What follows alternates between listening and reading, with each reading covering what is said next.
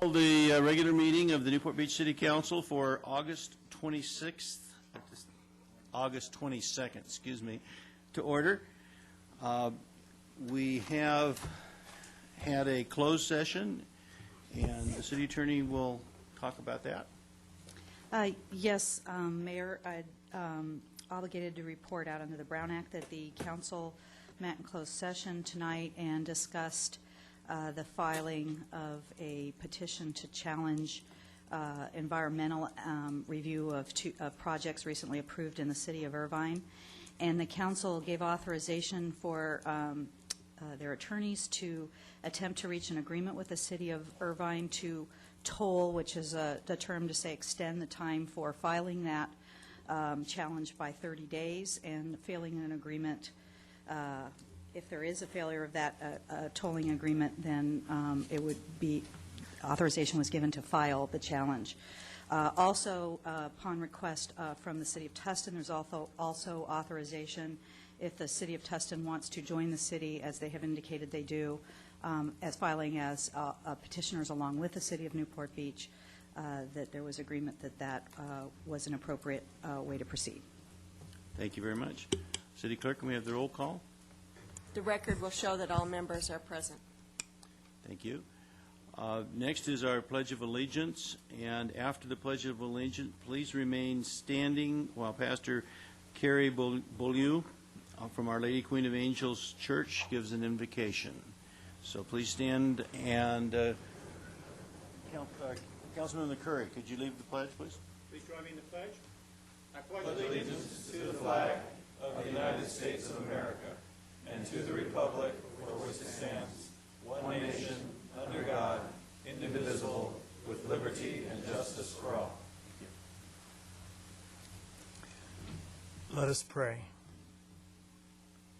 O God of all goodness, source of all life and love, and hope for the world, receive our prayer this evening for our mayor, our city council, our city staff, in this centennial year of our city. We thank you for their dedication to our community. Send them your divine wisdom to help them to make the decisions that they are being asked to make tonight. Help them to balance the rights of the individual with the common good of all, so that justice may shine forth in our city, and each human being may be treated with the respect they deserve, and all people may dwell in peace and harmony together, now and forever. Amen. Thank you very much, Pastor Beaulieu.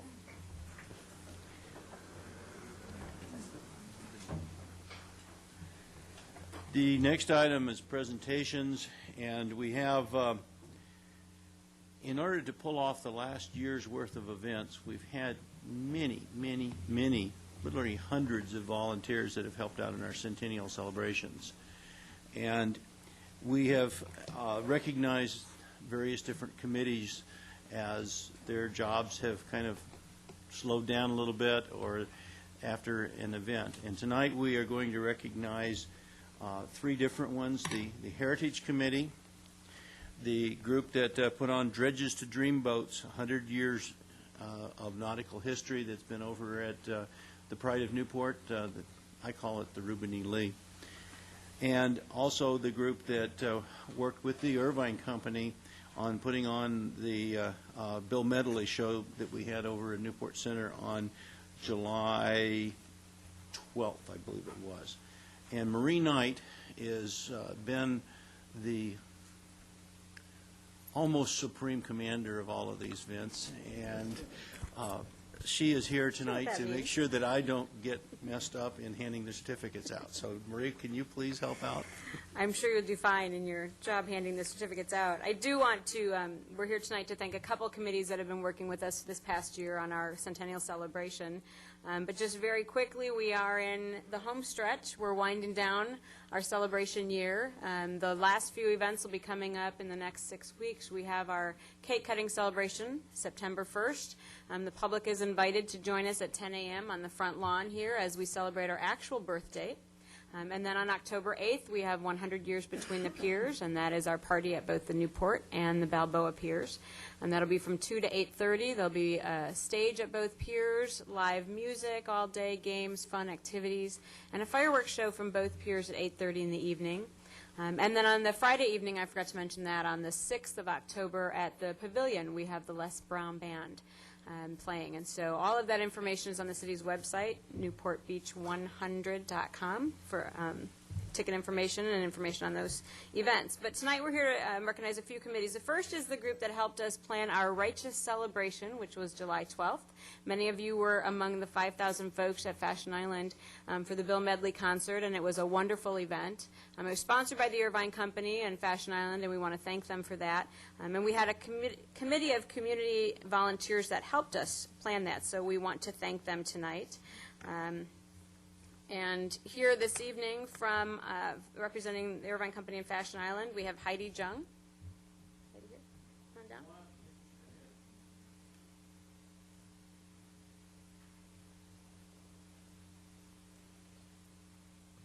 Thank you. And Nina Robinson.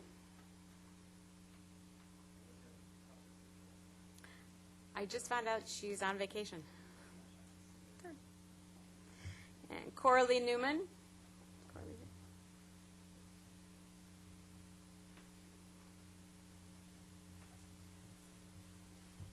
And Joe King.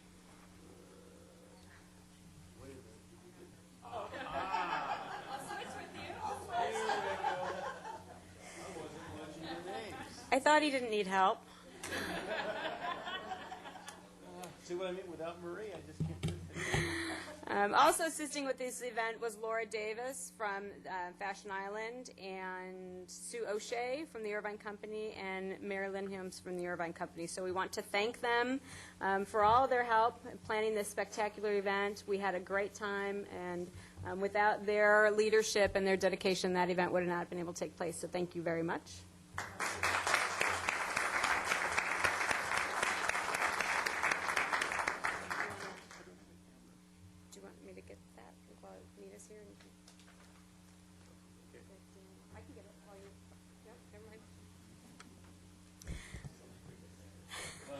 As you can tell, I forgot something, and so we actually wish to recognize the Irvine Company and give them one of our sandcastle events for actually funding and sponsoring the event with the Righteous Brothers. And so Tina Robinson? Nina.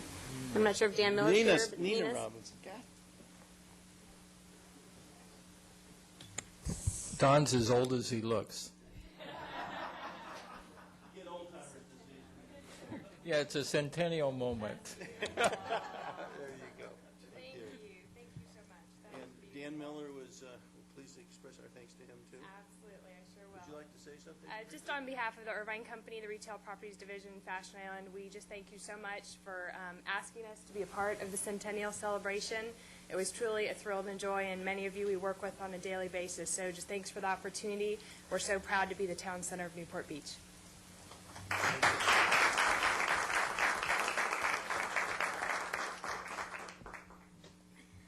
The next group that we're going to recognize is our Centennial Heritage Committee, and this is a group of individuals that came together probably a year and a half ago, almost 2 years ago, to start working with us on a number of different projects, looking at gathering oral histories from many of the folks that have lived in town for a long time so that we have that information and we capture it for many years to come. They've been working on garnering photographs, different photographs, ones that we have not seen throughout the years of Newport Beach in our earlier years.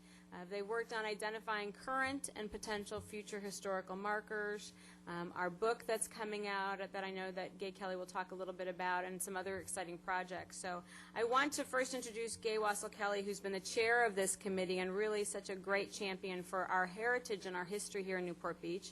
And I'd like to ask her to come up then and talk about what her committee's been doing and then recognize her committee. Okay?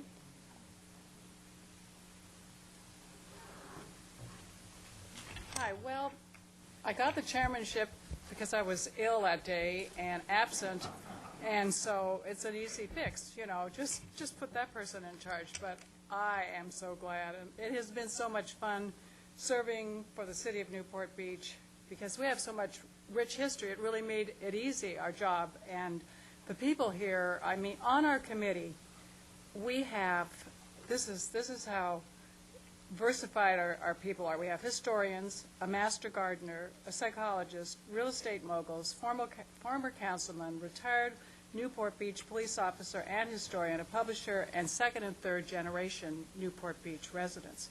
And they dug through photos, they enlightened us with their classic stories, and proofread till they, well, are blind. I do now have bifocals anyway.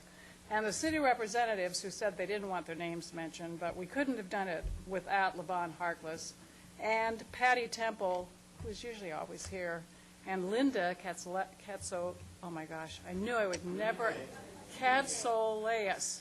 Okay, finally.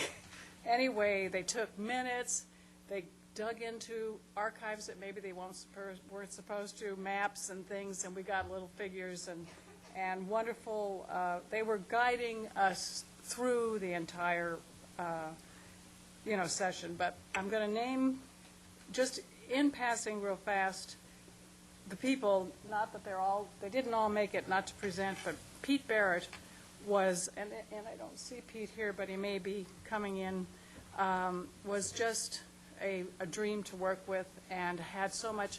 All of a sudden I'd get a phone call from him, and he said, "Are you going to be there?" And I had to be there, whether I was leaving or not. And he'd come over with another pile of pictures with his little name on them, and they'd be from the chamber or something that he'd done. And Grace Dove, we found out, well, she's in an airplane right now, so she's not going to make it. But we found out that the building that she owns, Nancy Jones' family, had a mortuary in there, and her building was also at one time a school right there on 15th Street during the earthquake. Louise Funenberg had videos and wonderful stories, as she always does. And Bill Grundy, we can't do without him. So his museum, the Historical Society was a plethora of information. Mara Gunn is, she went around and found and took photographs of every single plaque that we have in the city, so we knew where things weren't and where things were. And Nancy Jones, her grandfather, wrote 50 Golden Years and the book for Newport Beach. So she was really a grand help. David Muller, of course, opened up the Nautical Museum. He said gratefully he's on vacation, not regretfully. So he is on vacation right now. Dolores Perlin, whose husband had a gas station down in Balboa that we all traded in, has been working on our oral histories. And Julie Perlin, her granddaughter, is one of the gals that did the museum exhibit. Lee Roberts, of course, we just love Lee. He goes to whatever state, kisses these cows that look like cop cars, but he helped us so much with the police department and helped us with the fire department and hooked us up on research there. And Margareta Clausen just emailed right back to me and gave me advice and helped so much. So we couldn't have done it without him. And next thing you're going to see is celebrating a century, the book that we're proofreading soon. It'll be the final. We have about 250 to 300 photographs in the book. It is going to be fabulous. It's going to be different. It's not just History 101. It's got it kind of woven through it, but a lot of new. So anyway, it's in the fabulous ending here, and we will have Julie Perlin maybe come up and say a little something about dredges to dreamboats in the Nautical Museum at this time. So I will close now. Don Webb, excuse me. He, of course, double-checked all of our dates and helped us, and we had centennial moments every minute, every meeting, but we loved it, and with a smiley face, how can you do it? So. Okay.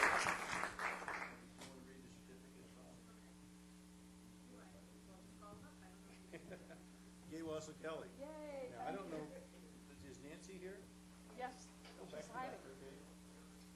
Fundenberg. Now, Bill, I want you to get in a place where you can get all of us in a picture. Yeah, because we're, large. And Bill Grundy.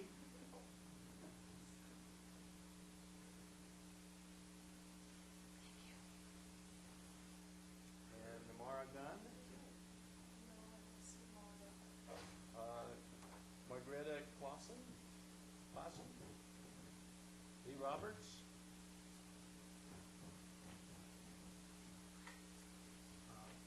Linda Kay. Katsuelas. I'm getting close. Levon Harkless. And is Pat Temple hiding in the back? Okay. There's Linda. Levon. Okay, let's kind of squeeze together as much as you can. So, We've got Dolores Perlin, we don't have her little, in fact, I'd like to get her down here. She's Okay, the one Dolores. that did all of our oral, she may have been missed. uh-oh. Well, we got her under Judges for Dreamboats. Well, that's Julie Perlin. Oh, we got Dolores here, so. Oh, well. Julie is my granddaughter. Well, I got Julie Burton Lee and, Danielle Grosso. Thank you. Yes. Perfect, okay. We need Get in there. Don, while you're getting your picture taken, I just want to say on behalf of council and everybody up here knows you guys are the unsung heroes of this whole centennial event. And I think those certificates are only signed by the mayor, but they could be signed by all of us. We really thank each and every one of you.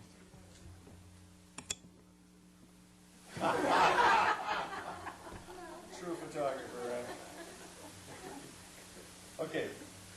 Thank you very much.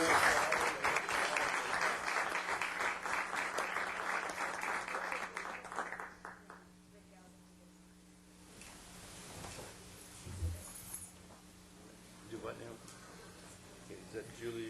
That is. The final group that we want to recognize are some ladies that worked on the current exhibit that's at the Nautical Museum, which is Dredges to Dreamboats. And if you haven't been there to see it, it is just a wonderful exhibit of our boating history. And these ladies did this on a volunteer basis and did an absolute fabulous job. We thank the Nautical Museum for opening this space to us to have this exhibit. And it really is. We've gotten wonderful reviews on it, and it was the most, I think it's the most well-attended opening they have had at the museum in many years. So, Julie, it's just me today. Julie is here, and So I'll give all of them to you, so you can pass them out. do you want to say a few words about the exhibit? I'll just say thank you so much, and I'm very happy to pass these on to my colleagues, and I'm sorry they're not here, but just a great experience, and they wrapped it all up. I mean, working with everyone here in the city has just been amazing, and we were so happy to be a part of it. So thank you so much. Thank you.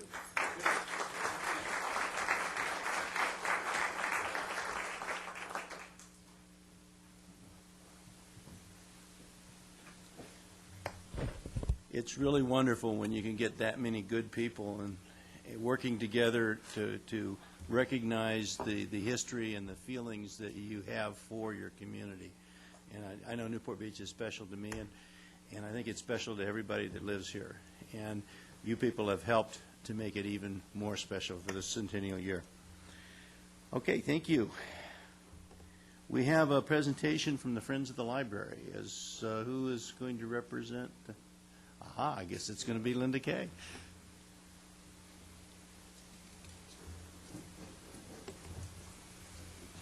Whoa. Yes. We accept. Mr. Mayor, Council, I'm here tonight representing two different people. Teresa Chase, who is the current president of the Board of Trustees, and Marty Flink, who is the president of the Friends. And I'm here tonight to present you with a check for almost $140,000. This check is being given to you all to pay for the garden, which is the Children's Sand and Sea Discovery Garden, which is on your agenda. We have, with the help of Eric Fenmore and Front Porch Creations, been able to create a wonderful, tiny little garden for young people to use at the library. It will serve as an outdoor story area, which is very important in a city like Newport Beach. And it will also serve as a quiet reading area for adults who want to go out with their children and read to them in a place where it doesn't disturb other people. By the way, adults are not allowed in the garden without children accompanying them. That's good. Homer, can you accept that on our behalf, please? So one thing I'd like to do is give you just a taste of what it will look like. It's a fun place for the kids. It's intended for the smaller ones, and it's a wonderful, fun place. And we think Front Porch Creations did a wonderful job. They're a local landscape designer firm, and we think they did a wonderful job in creating this. Linda, show that to the camera, and Homer, the check needs to be shown over here, even though the audience is out there. So, terrific. My grandson's going to have a great time trying to find his way around that little maze, I can It's tell a right now. wonderful maze, and Yeah, it looks like Alice in Wonderland or Yes, something, it does. doesn't it? It's great. It's great. Mr. Mayor, I think 3 weeks ago or so, the Friends had their annual book sale. It was a tremendous success. I know I was over there, and things were being picked clean. And I attend a number of their events, and they just do a wonderful job and are so giving and raise so much money. And I just feel like this is a good opportunity to salute them once again. Oh, thank you. And you figure that if that's 139,000, there's not a whole lot of books there that are more than, say, $2, and so that's a heck of a lot of books they've been selling. yes, they have. And they're also getting really smart. They now put some things on eBay and find that they are worth several $100s. Wow. Yep. Sounds great. Thank you. Great group.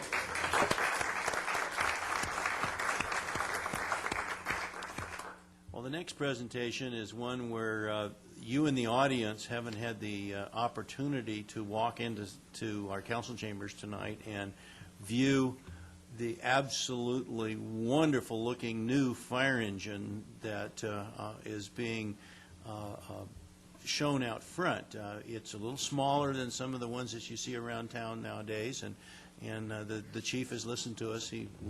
Fire stations were getting too small for the engine, and so he's going to use this new engine of his to fit in the stations. Actually, I'm joking a little bit, but this has been a joint project between the fire chief and the general services department to restore a 1922 fire engine. And Chief Reed, would you, not Reed, Riley? It's another centennial moment. Well, yes. I at the Belleville Island Fire Station last Saturday, when we were walking No, the island. it's enough. You let it go. No. They have the pictures of all the fire chiefs up there, and there was only one of them that I didn't know, and that was the one before Reed, I think it was. Leo Love. Good evening, Mr. Mayor, members of the City Council. I'm really excited to be here tonight. You mentioned that this was kind of a project between the fire chief and the general services department, and really the extent of my involvement was let really good people do good stuff and get out of their way and come here tonight and extol all their virtues, and that's what I'm here tonight for. As the mayor said, for those of you out there in TV land who haven't had the opportunity to be here tonight, out in front of the council chambers is parked our restored 1920 American LaFrance fire engine, and it happens to be, I think, the most beautiful piece of restored fire apparatus you'll ever see. And yes, I am biased, and I have a right to be, but it is really a beautiful thing, and even made more beautiful by the fact that there were just so many people that got excited and behind this particular project that really made it turn out the way it turned out tonight. And that's what we're here tonight for, is really recognize the efforts of many different people, and some in particular for making this project something that just kind of started out as an idea and turned into an incredible reality. There's just so many different people with many different talents and many different ideas that came together. What's really kind of a common bond was to contribute to this, what I think is a masterpiece, with no other reason just than to have a piece of it and to leave their DNA on it and have a source of pride. This particular project that's out there, the 1920 American LaFrance, started actually back in 2000 when the Ed Warmington family donated this antique fire engine, which was a little rough around the edges, to the fire department with the idea that we'd use it in the community to make the community happy and to create some community pride. And we accepted it and decided to do that, and at that time we started putting about $10,000 a year into an account for maintenance and operation and to keep it running and to find some other parts to fix it up.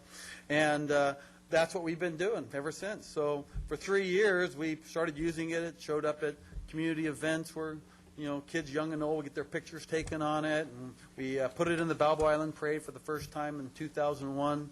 And actually for the last time in 2003, because I think in the 2003 parade, we actually had to have some of the spectators help us push it up over the Balboa Island Bridge, because it was having a hard time making it over there. So you can see that it needed a little TLC.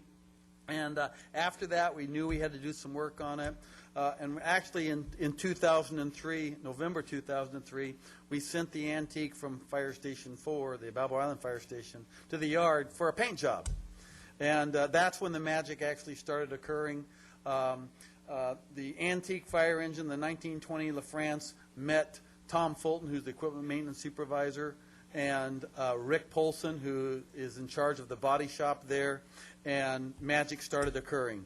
And over the next 3 years, what we thought was just a paint job turned into be a complete restoration with so many different people, all inspired really by the driving force of this, which was Rick Polson in our body shop.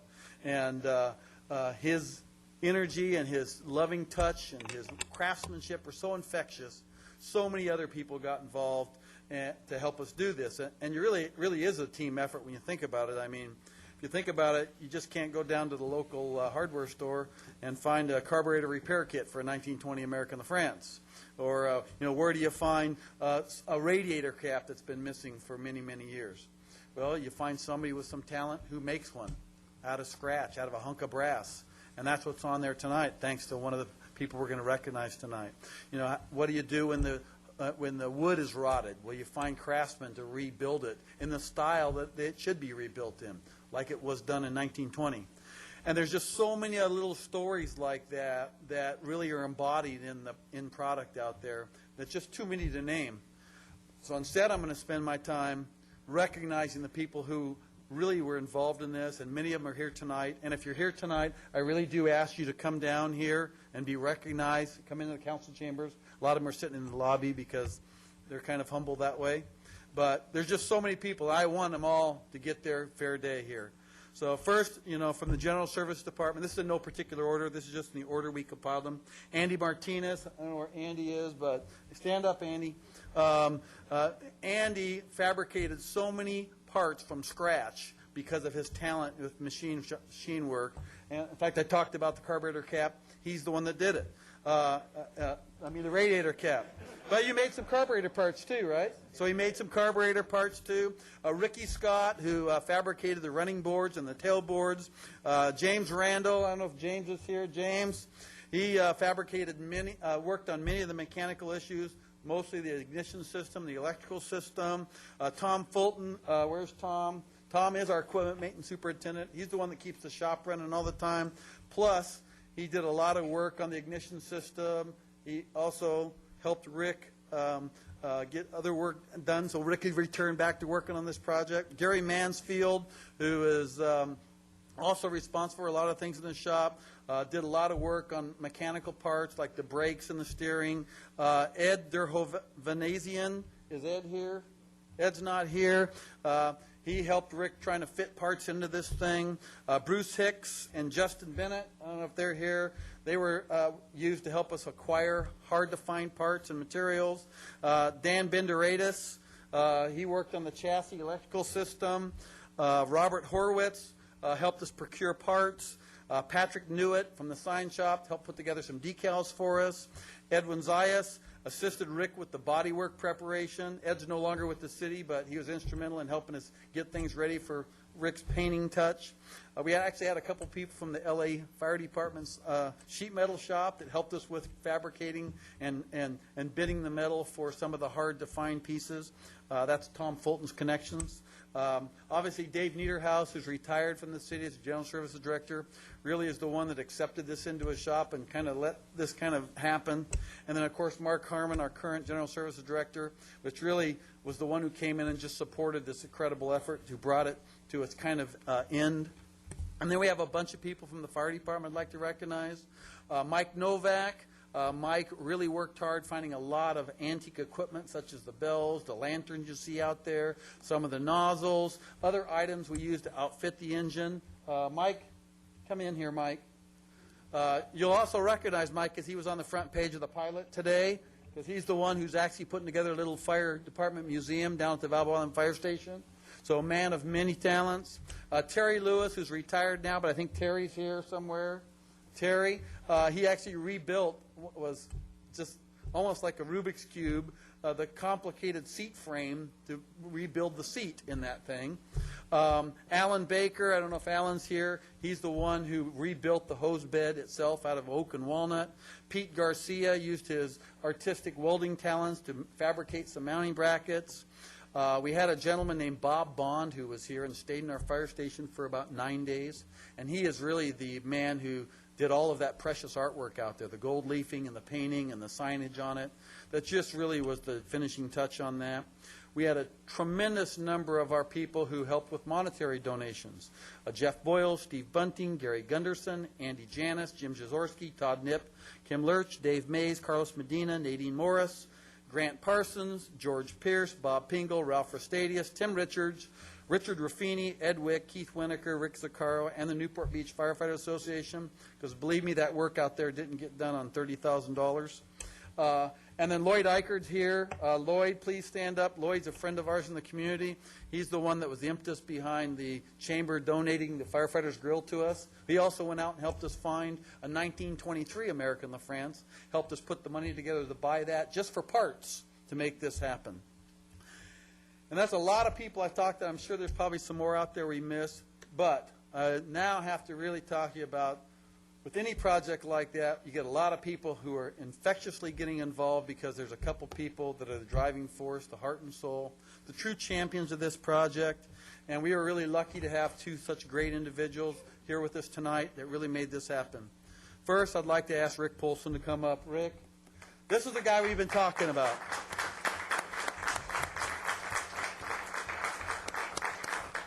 Rick runs the body shop for the General Services Department, and his talents are used every single day on our own fleet, all of the equipment that services the city, to make it look clean, professional, make sure that we really provide the image that we want to provide in this community.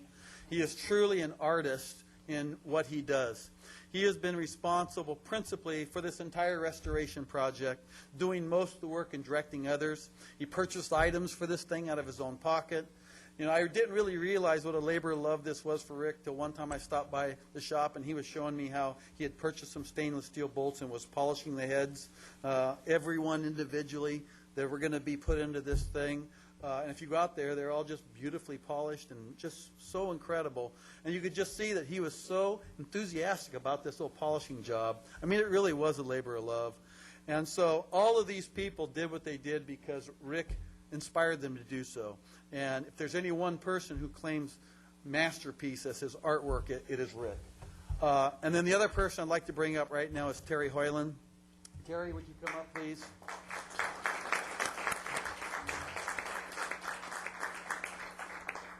Terry is a captain at our Balboa Island Fire Station, and he is really the one that kind of got this thing all started. He made the contact with the Warmington family. He kind of talked me into accepting this thing and turning it into a fire department asset. He's the one that is the only one that knows how to drive it. He's the one that has delivered it everywhere it's been seen in this community. He's the one that's been in the Balboa Island Parade with it. He's the one that made this a part of our operation. He has been working so closely with Rick to bring this together. And so really you think about these two incredible individuals and all the people standing behind them that make this a reality. You can see why I'm so excited about it. You can see why it's such an incredible project. This is going to be a beautiful piece of equipment that will serve this city, and the city should be very proud of it. And at this time, I'd like to give Terry an opportunity to say a few words and Rick an opportunity to say a few words. Thank you very much. Terry? Thank you, Chief. You very well described the whole process, which really was the coming together of a bunch of people I now know better who are my friends, and this process has been interesting. I haven't been involved in a restoration process before, and if it wasn't for Rick Polson, who deserves all the credit for this project, and with the supporting cast of everybody else here, it's been a very rewarding project. So On behalf of the Newport Beach firefighters, I have a couple of plaques that kind of memorialize their efforts, and I'd like to hand those out, and I thank you for your time.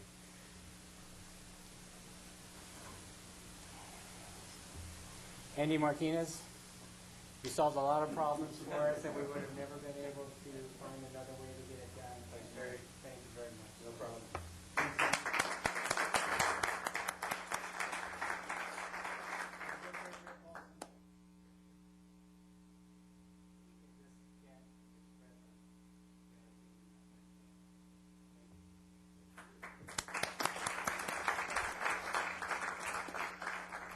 Okay, now, Rick, would you like to, oh, you're not finished? Not much of a spokesperson, but I just thank for everybody that's helped me on this project and made it materialize. And like you said, it was a labor of love. I really got involved in it to where I just wanted to see it get done so everybody could enjoy it. So, thank you. Thank you, Rick. Okay. Garrett? And for the equipment maintenance division and everybody else at the city yard, I was hoping that you guys can maybe display this over there and so that we can.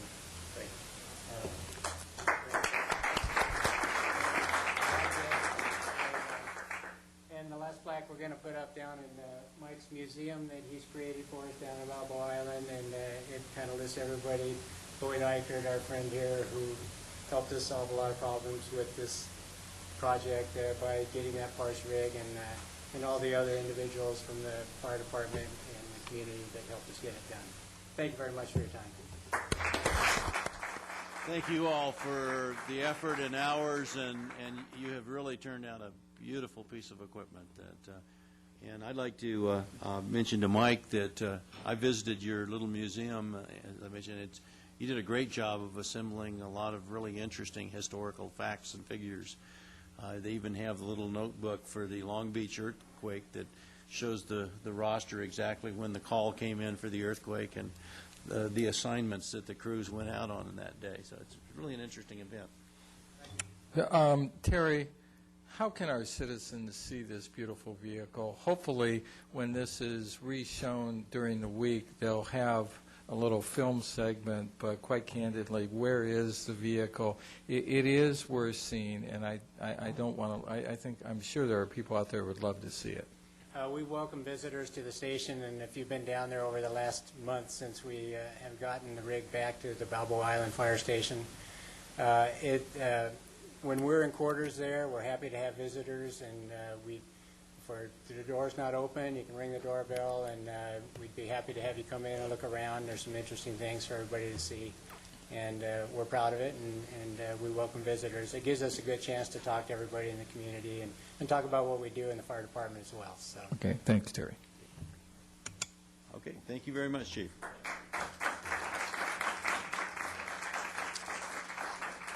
City Clerk. Notice to the public. The city provides a yellow sign-in card to assist in the preparation of the minutes. The completion of the card is not required in order to address the council. Speakers must limit comments to 5 minutes on agenda items. The council has the discretion to extend or shorten the time limit on agenda or non-agenda items. As a courtesy, please turn cell phones and pagers off or set them in the silent mode. This is the time for city council announcements or matters which council members would like placed on a future agenda for discussion, action, or report. Okay, this is an announcement. Councilmember Nichols, do you have anything? Yes, I do. I'd like to bring up one of our committees is the EQUAC, which is Environmental Quality Committee, and we have some vacancies on it, and we have a new chairman, Ken Drezelschak, and he's doing a great job, and but we have we have 5 openings, 2 from Ridgway's district, 1 from Curry's, 1 from Selleck, and the last one is a community service one. So I'd like to consider anybody that wants to serve on that, and it's kind of fun. You really do find out what's going on in the community. Thank you very much. Councilmember Daigle. Yes, thank you, Mayor Webb. We'll be having the second annual Orange County Conference for Women presented by the City of Newport Beach, and that'll be occurring September 21st at the Balboa Bay Club and Resort. And the keynote speaker is the Honorable Nancy Wiebenstock, who is the presiding judge of the Orange County Superior Court. We'll be having panels on women's health, so there'll be physicians from Hoag Hospital. There will also be information on some of the challenges and issues connected with aging. We'll be having Celeste from our Oasis Center, gerontologist. There will also be information on fitness, and if you want to find information on the conference, our website is updated. And again, that takes place September 21 at the Balboa Bay Club and Resort. And our sponsor is the Daily Pilot, so we appreciate the participation of our local newspaper in promoting this event. Now, what was the name of that event again? It's the Orange County Conference for Women presented by the City of Newport Beach. Oh, okay. And we will be having Councilman Curry's wife is part of our volunteer committee, which we appreciate. And your wife will be greeting our guests. Councilmember Ridgway. I just want to say on the EQUAC committee that the chairman is from the peninsula. Ken Drelshek is our guy. And and if I have 2 appointments in Lavon, can you make sure we advertise for those or whatever we're going to do? Thank you. Councilmember Curry. Just a brief comment for everybody who, first of all, to congratulate the Recreation Department for a great fun day in Bonita Canyon Park on Sunday. If those of you who were there had the opportunity to witness the Battle of the Bands and a great community fun fest and opportunity there. And we have our last concert in the park coming up, I believe, this Sunday in East Bluff Park. And encourage everybody to come out to that. Those are always great concerts, and bring the kids. Thank you. Councilmember Selich. I have nothing. Councilmember Rosansky. None, thank you. Well, guess what? 10 days until our 100th birthday. This is my last centennial moment. Mr. Ridgway's been applauding that for a long time. But well, actually, 100 years and 1 day ago, we had a vote of the people of the area, and by a vote of 42 to 12 on August 21st, 1906, the citizens down here voted to become a city. This was the third. That would be the peninsula. No, it's not the peninsula. It was Newport, East Newport, and Balboa. Now, just because they geographically may be on the peninsula doesn't mean that, but that's what they were called back then. It was three communities. Now, this is the third time it came up for a vote, and apparently, according to this description in our history book, the large landowners in the community weren't sure that they were ready to have individuals make decisions on the development of the community. Seems like we have some problems someplace around like that now. At any rate, the first mayor was John King, and he was accompanied by C.L. Lancaster. The Lancaster did a lot of the work on the development down on the Newport Island area. George Peabody, A.A. Luster, and Mr. Smith. The first meeting that they held was actually on the train station at the end of the pier, but they were able to get at the corner of 15th Street and Central Avenue for, I think it was something like $15 a year, a place that they could hold the city council meetings. And the city clerk was very generous and giving her services, or his or her, I'm not sure which one it was, for $150 a year was their salary. And the city marshal got $120 a year. And I was really pleased to see that both the attorney and the engineer, the street superintendent and the attorney, both got $400 a year for their services. So that's your centennial moment for August 22nd of 2006. So any other announcements? Okay. The next item is the consent calendar, and it's my understanding that the staff has asked that we pull item 4 off of the agenda to be considered in a separate report sometime in the future. Is there anybody else that wish, well, Mr. Nichols, do you wish to have anything removed from the consent calendar, which are items 1 through 13? No, thank you. Councilmember Daigle? No, nothing to pull, but did want to comment on item number 8. We're completing our road work from University Drive to South Bristol Street. So thank you. Councilmember, what's your name again? Ridgeway. You're having a tough night, Bob. I know. Nothing to pull on item 13. I do think I have to recuse myself on that, so please note that for the record, since I have a continuing conflict with that issue. Councilmember Curry? No items? Councilmember Selich? I have nothing. Councilmember Rosansky? None, thank you. And I have none. Does anybody in the audience wish to pull anything? Does the staff wish to pull anything other than item 4? No, but maybe it would be good to read what the item number 4 is. It's the amendment to the contract for Newport Coast Residential Refuse Collection, and staff will be coming back at a later agenda with a different staff report and recommendation. Okay, thank you. Do we have a motion? We do. I move that we adopt consent calendar items 1 through 13, except for number 4. I second that motion. Please vote. Motion carries. Great.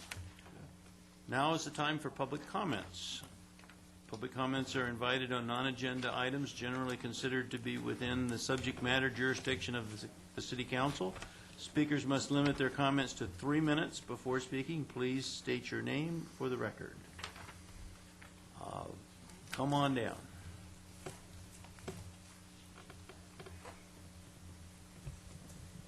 Good evening, Mayor and council people. I am Louise Fundenberg, President of Central Newport Beach Community Association. Central Newport Beach Community Association and the Peninsula Point Association are having a candidates forum September the 7th at the American Legion Hall at 7 o'clock, and the public is invited. The candidates will have about 5 minutes or so to speak, and we have already sent them out 3 questions that we would like to have them put in their introduction or speech about themselves, so that it's come on down and get to know the candidates that are running for your city council. 7 o'clock, September the 7th, American Legion Hall, corner of Bay and 15th Street on the peninsula. Thank you. Thank you, Louise. Anybody else?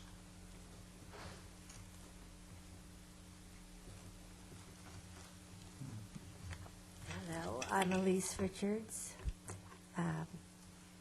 and I am here because I want to respond to the installation that you propose for Newport Pier. Dana Point has Dana, Huntington Beach has the Surfer, Palos Verdes has King Neptune. All these sculptures I have thoroughly enjoyed, and they give the community focus, and I think we need to have more vision.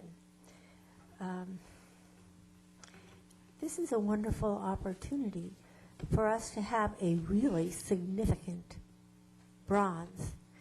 This came up quite a few years ago. I've been here for 40 years. And what was proposed for Newport Pier was unacceptable at that time. So we passed on it. And here was a long time later, we have this other opportunity. I hate to see it pass. Now, what is proposed, which I saw at the library, would be fine for a civic center. It's rather generic. It's lacking in vision, and I feel that it's completely inappropriate for the pier area, which is open and lovely. And I think a simple bronze on a simple platform would be a better vision. Now, on one side of Pacific Coast Highway, we have an estuary, Back Bay, and we could have something like seagulls circling, wings touching. It could be beautiful. On the other side of Pacific Coast Highway, we have sailboats. Now, those were my ideas, But people have been speaking to me, and a good many of them mentioned a sculpture honoring the dory fishermen. That's a possibility. At any rate, if we put up something as generic as a rusty ball in a circle and benches that remind me of Stonehenge, perhaps that's the right thing for us. Have we lost our soul? Have we no vision? People perish without vision. And I really hope we can reconsider and get something that is more identified with Newport, both past and present. Thank you for listening to me. Thank you. Somebody else wish to comment? Good evening, Mayor Webb and members of the council. My name is Cynthia Detterman, and I'm Senator Tom Harmon's district director. And I just wanted to come here tonight on behalf of the senator to let you all know that he's really looking forward to working with the city of Newport Beach and working with all of you. And he's acquired new staff along with myself. You'll also see Emmanuel Petroscu and Mark Lees, who some of you may know, that will be out in the community. And as any state matters arise, we hope that you'll know that you can either give us a call or walk into our office. We're right over at South Coast Plaza, and we're here to serve you and to work with you. So it's been a privilege to meet a few of you already, and I hope that I'll have a chance to get to know all of you at some point in the future. Thank you. Thank you, Cynthia. Anybody else wish to comment? Pardon? Hi, I'm Lynn Aiken from Corona Del Mar. Your Stonehenge comment was terrific. You instructed me last time I was here to talk to the police department and to the city manager's office regarding the happenings on Ocean Boulevard. The police department was really extremely helpful. The city manager was very uncooperative. Regarding the Schreiber's letter, somewhere between the police department and the city hall, I was told that gang members have the same rights as I do to be on the beach in the area. Why is that? Shouldn't they be in jail? Why aren't they in jail? Why are they banging on citizens' windows and doors at 2 o'clock in the morning? It was insinuated to me that the politicians are the root of many of these problems. I'm assuming that would be you, ladies and gentlemen. Would you like to stay in the Schreiber's home during the summer and experience what they experienced? You can have the fine experience of couples fornicating on your patio furniture, people sleeping in their cars and then urinating in the front of your home, your street trashed with dirty diapers, your car vandalized, people camping, cooking, and sleeping on your front lawn. Not to mention gang members shining flashlights in your home. You are obsessed with this general plan and getting more people and homes into the area. You appear not to have the people who have made their homes here for many years in your line of focus.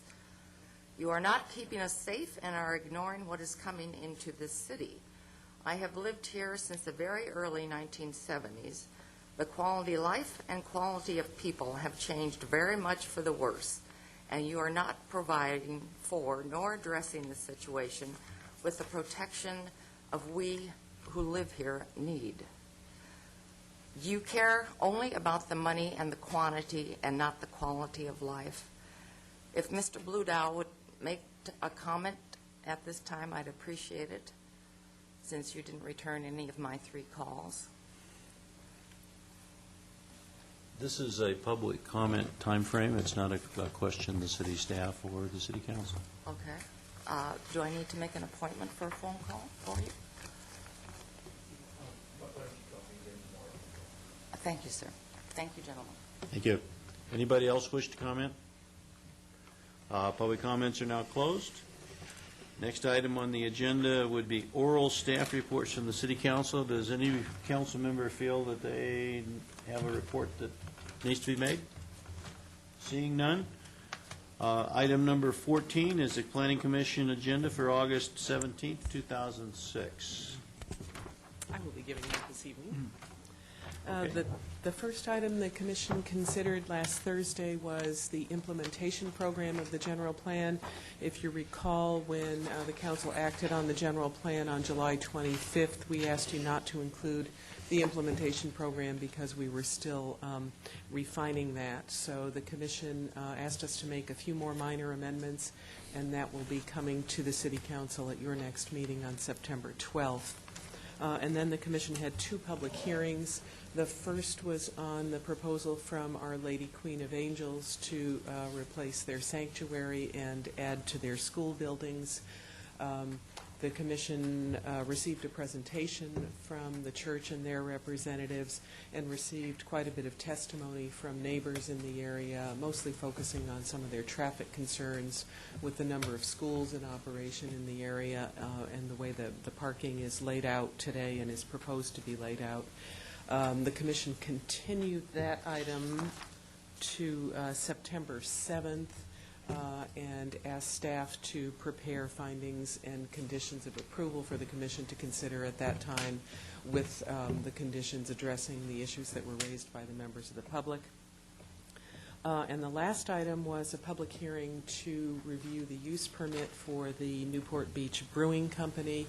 Again, a lot of testimony was received from residents in the area, and they were expressing their concerns with loud and boisterous behavior late in the evening due to the what they consider to be a bar operation and at closing time. We also heard some testimony from the operators of the brewing company and some of their patrons who enjoy going in late at night for dinners.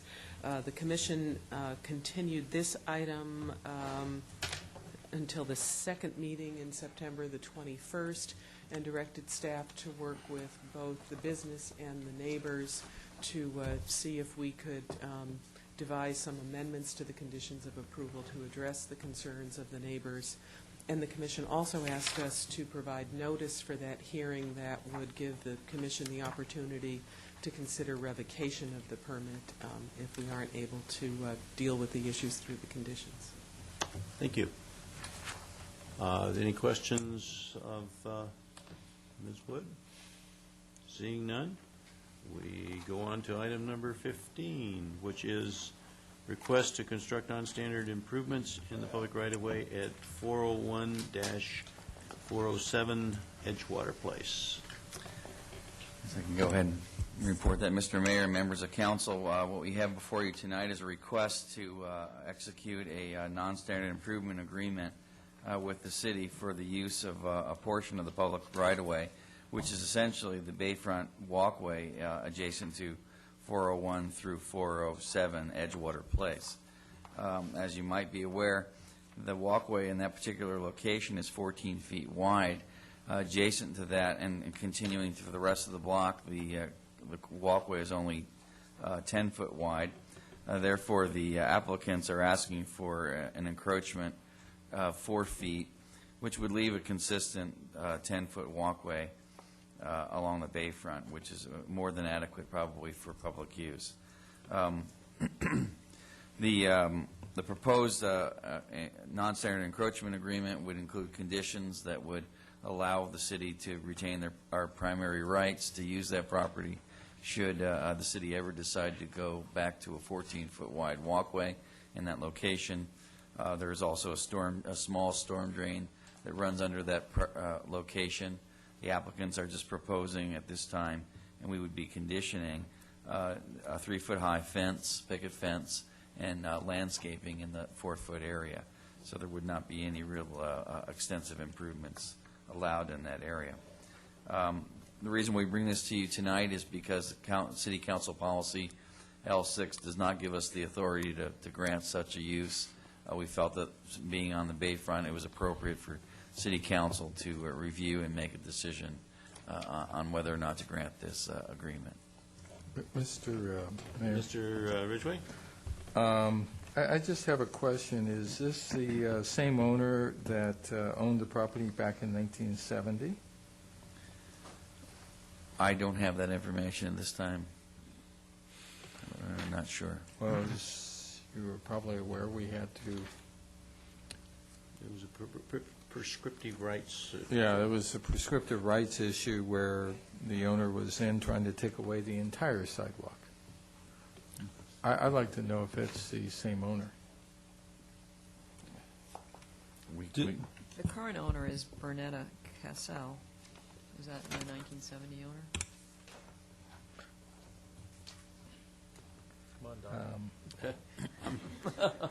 I was around for that lawsuit. Unfortunately, I don't remember the names of the people involved. And Mr. Mayor? yes, Mr. I've Sells. got a quick question. Is this walkway, is it an easement or is it fee ownership?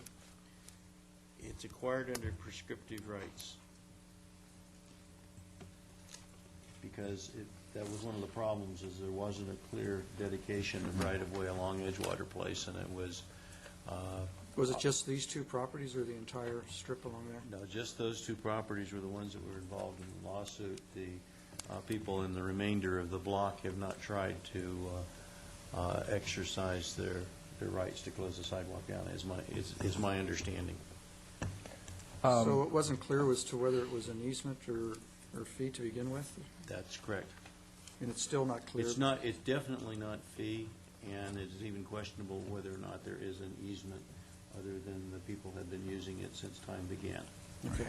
But there definitely is an easement now on this property. Yes. By prescriptive rights.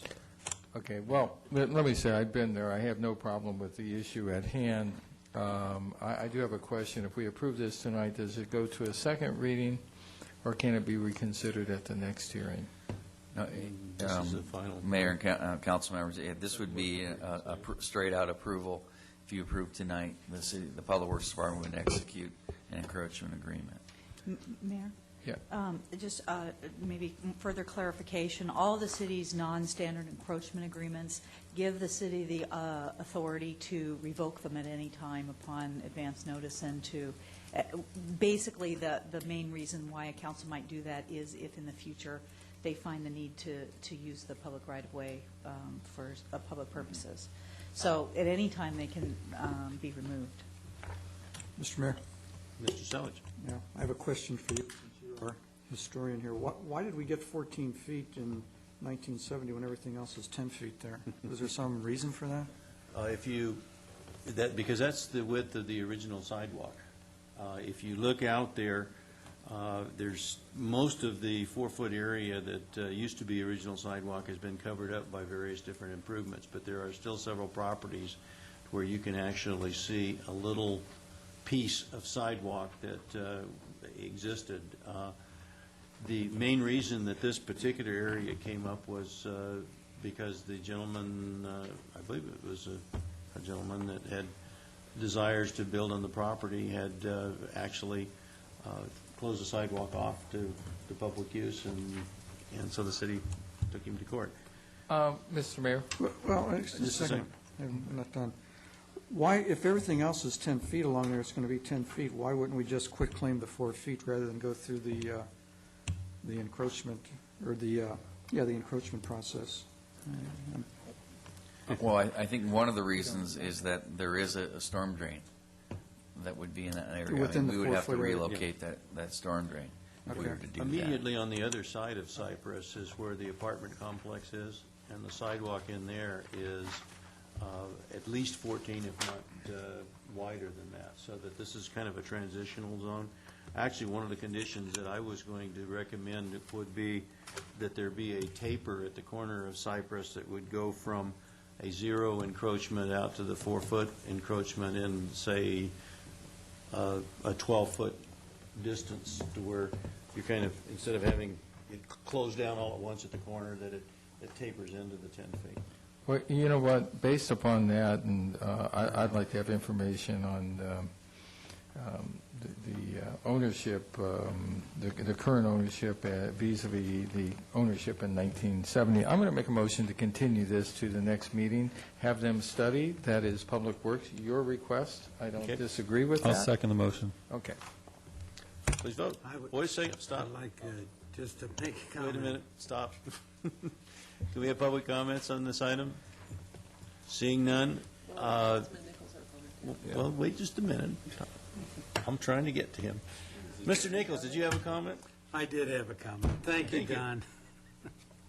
My comment is that we've considered boardwalk distances, and 10 feet is more than adequate. I mean, we're only 8 feet on Balboa, and I think we should sort of stick to that number.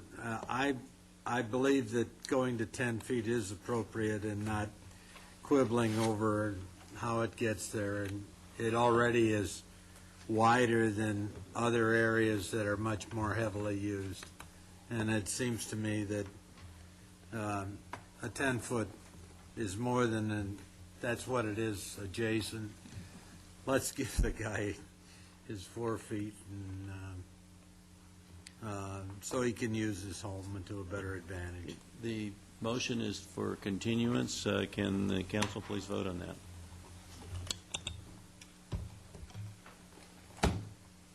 Motion carries.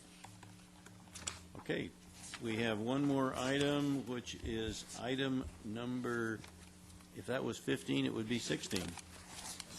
And Mr. Kiff, this item is authorization to purchase 15.05 acres of land at Superior and West Coast Highway, which is for Sunset Ridge Park for $5 million.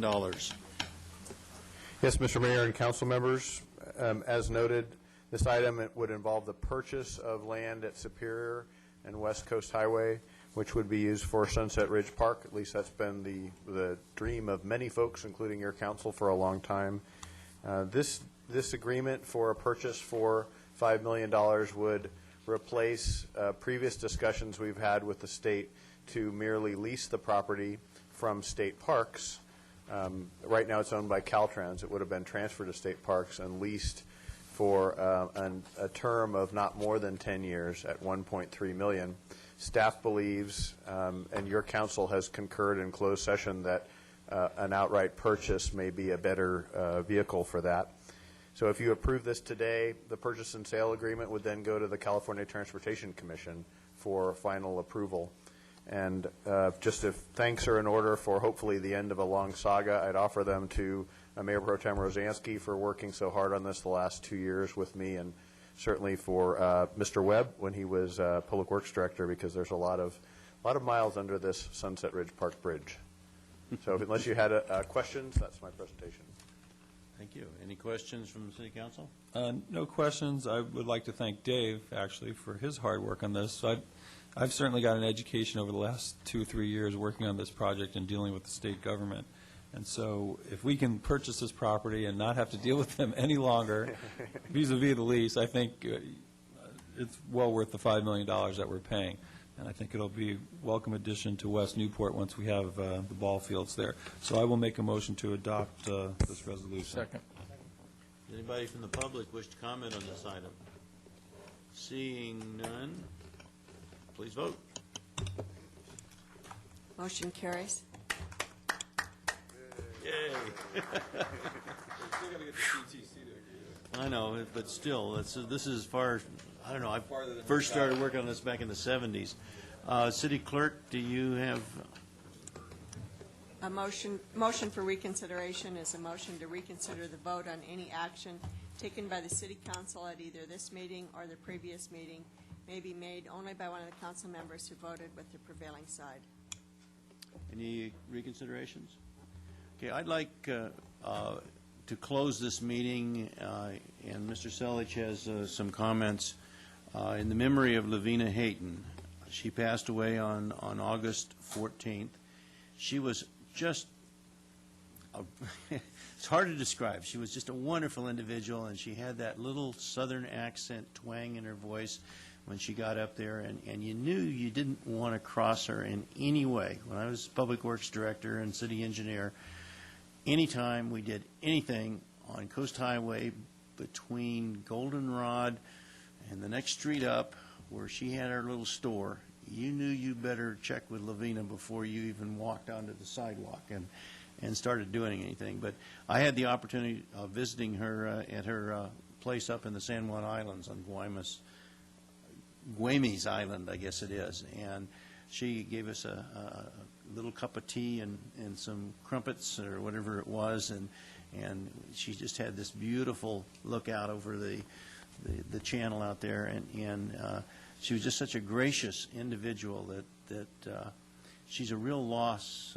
to the city and to Corona Del Mar, and I think Ed has some other comments he'd like to make. I'm having trouble with names tonight. I'm just sorry. Thank you, Mr. Mayor. Well, Newport Beach and Corona Del Mar really lost a dear friend with the passing of Lavina. And I have a few remarks I'd like to make, which are kind of a compilation of some things from her many friends in Corona Del Mar. Lavina was a tireless booster of her beloved Corona Del Mar. I don't think a lot of people realize this, but she was the first woman president of the Corona Del Mar Chamber of Commerce. Lavina was one of the greatest advocates of fostering cooperation and mutual aid between the residents and business community in Corona Del Mar. In fact, the Corona Del Mar Chamber of Commerce is one of the few, if not the only, that I know that has both business and resident membership categories in it. She was a devoted resident and activist. She was a good friend to all of Corona Del Mar, and she was in many ways the First Lady of Corona Del Mar. She approached this city council many times over the years. She always came to that podium with a smile on her face, and she was not afraid to call it as she saw it and speak her mind. She was always armed for action to protect Corona Del Mar. She was a strong advocate for Corona Del Mar. She had the grace of a lady and the strength of a lion. Lavina's last triumph for Corona Del Mar was her presentation at the city council meeting when the decision for taking Coast Highway over from Caltrans was being considered, and I know many of you remember that. She reminded everyone up here how long it took Caltrans to fill a particular pothole that was swallowing up cars in front of her business. In her typical manner, she told the story in a very humorous way, but still got her point across. In fact, Councilman Gary Adams remembered that very same pothole, and that was the thing that made him decide to vote for the city to take over the highway because of Caltrans' lack of response to repair it. She had a knack of getting what she wanted and making you smile about it at the same time. Lavina was a dear friend of mine. I will miss her greatly. She always had that wonderful smile on her face, but she never was afraid to take me to task when she thought I screwed up on something, and she just had a wonderful way of doing it. And she was just a wonderful person. She'll be greatly missed by all of her friends and admirers in Corona Del Mar. And her services will be Friday, August 25th, this Friday, at 1 o'clock p.m. at the Community Church Congregational at 611 Heliotrope Avenue, Corona Del Mar. So please join her family and friends as we say goodbye to Lavina. Thank you very much. The meeting's closed. To August. Are we having a special meeting? Almer, are we having a special meeting? We're not. Okay. We're not.